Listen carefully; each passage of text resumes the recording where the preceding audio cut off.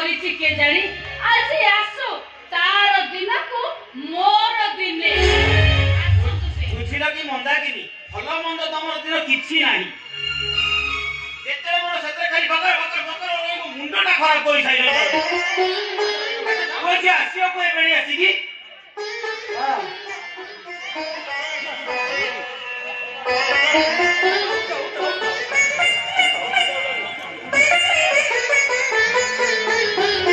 ବୋଉ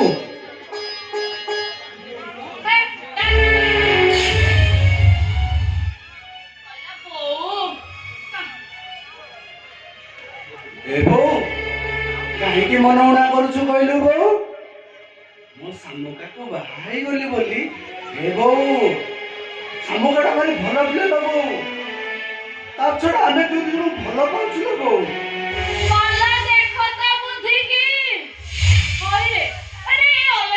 ଭଲ ହେଇଗଲେ କଣ ମୋ ଦୁଃଖ ସରିଯିବ ଆଉ କେହି ମିଳିଲେନି ସିଧା ତାକୁ ବାଇ ପଡିଲୁ ଛି ଛି ଛି ଛି ଛି ମନ୍ଦାକିନି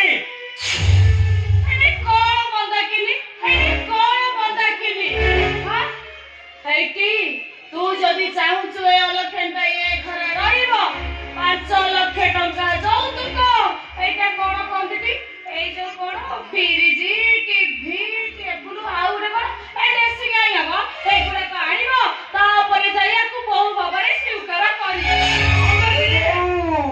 ତମେ ଚୁପ ରୁହ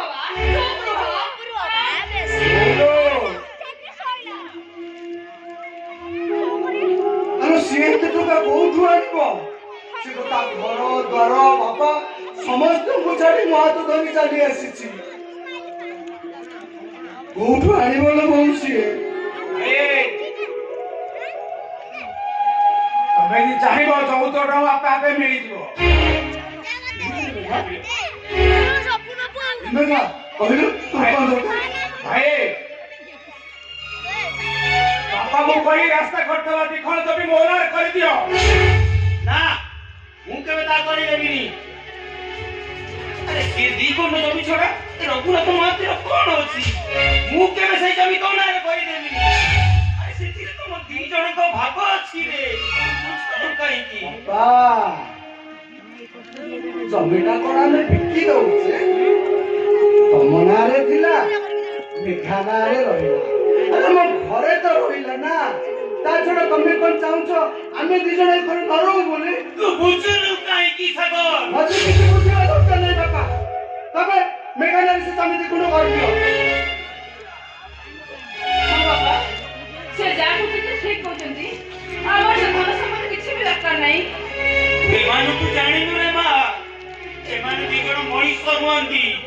ଏମାନେ ହଉଛନ୍ତି ଗୋଟେ ଗୋଟେ ଗୋଖର ତମ୍ପ। ଏମାନଙ୍କ ଉପରେ ତୁ ବିଶ୍ୱାସ କଲେ ଜୀବନର ଦହଗଞ୍ଜ ହେଇ ମରିବ ରେ ଦହଗଞ୍ଜ ହେଇ ମରିବ।